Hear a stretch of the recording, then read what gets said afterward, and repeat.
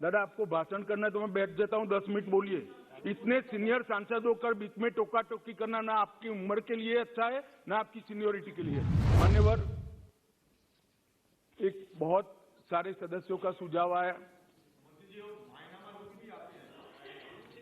तो हो गया भैया, आगे मेरा पूरा भाषण समाप्त होने के बाद आप कुछ कह सकते हैं। मान्यवर, जहां तक कानून का सवाल है, ढेर सारे लोगों ने कहा, दादा ने कहा कि इसमें फांसी की सजा होनी चाहिए या नहीं होनी चाहिए, किसी ने कहा कि इसको कठोर बनाना चाहिए।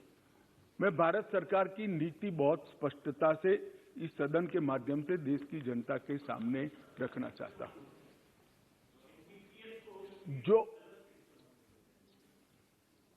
दादा आपको भाषण करना है तो मैं बैठ जाता हूं, 10 मिनट बोलिए। इतने सीनियर सांसद होकर बीच में टोका टोकी करना ना आपकी उम्र के लिए अच्छा है ना आपकी सीनियोरिटी के लिए अच्छा है। मैं बैठ जाता हूं, आप भाषण करिए 10 मिनट प्लीज। माननीय गृह मंत्री जी, माननीय गृह मंत्री जी, हर बार नहीं करनी चाहिए, विषय की गंभीरता को समझना चाहिए, तो बोले नहीं होते। क्रोधित नहीं होता हूं भैया, समझाता हूं। कई बार समझाना पड़ता है बड़ों को भी।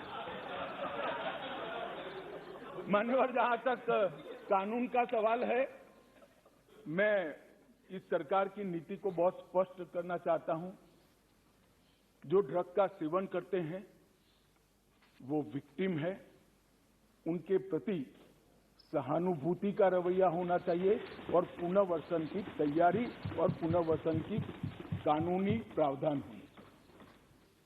परंतु जो ड्रग का व्यापार करते हैं, इसकी तस्करी करते हैं, इसको नीचे तक पहुंचाते हैं, वो चाहे छोटा हो या बड़ा, इसको छोड़ना नहीं चाहिए।